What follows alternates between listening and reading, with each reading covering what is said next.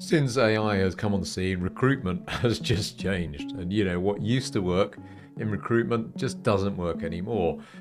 So when we came to look at sort of building the recruitment agent in Draftr to help us, sort of automate and bring the power of AI into the recruitment processes that we do in all of our companies, specifically, talking about Anistic really, we built it from the ground up with AI integrated right in the middle of it. And it kind of helps with the problem that a lot of recruiters are having these days with, candidates using AI themselves. And what I'd like to do in this video is just show you a bit about what we've done as an AI native recruitment platform to try and help you through, battling with candidates using increasing amount of AI on their side to help them get interviews and obviously therefore to get jobs. So if that's for you, tune in, let's have a look. Increasing number of applicants for roles are using AI to submit their application form and AI to customize their CV to the job application itself, which means as a recruiter, your job is increasingly plowing through AI generated answers to try and sift out the sort of the good from the bad. What you need for that to help you is an AI native platform, which is what Draftr is. AI native recruitment platform that will help you kind of combat all of those things. And let me show you a couple of things it can do to make your life easier, okay? If you go into the role, first you've got full AI built in and you can chat about any role, any candidate, etc. in the normal way that you would with a chatbot. Second, it analyzes what it thinks needs to happen, what you should focus your time on both here and explicitly down here, what's needing you, what's the kind of things that you should maybe think about doing sooner rather than later. In the applications themselves, there's a few things going on. First, this is the kind of like the Kanban view, so you can drag things around, etc. But it's got a spreadsheet view in as well, but I kind of like this one.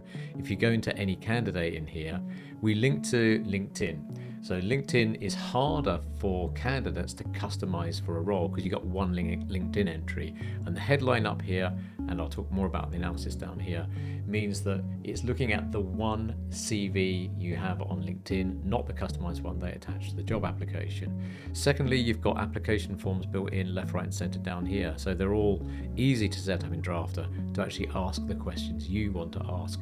I wouldn't recommend saying, what would you do in the following situation? In my experience, you just get AI drivel kind of like pre-filled in the sort of questions like that.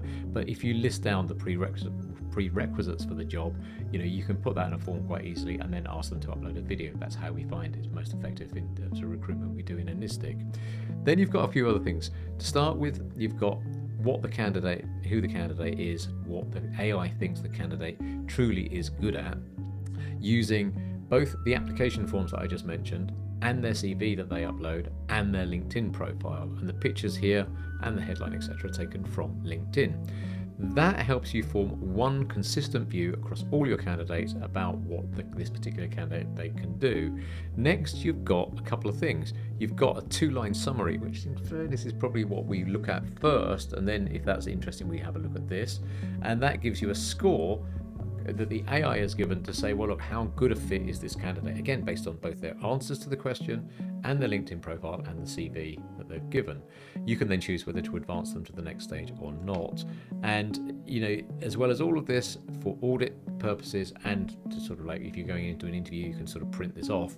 You've got a full dossier that it maintains with everything that happens with the candidate, including emails you send them, emails they send you, and any Teams meetings and any notes on any Teams meetings you have with them.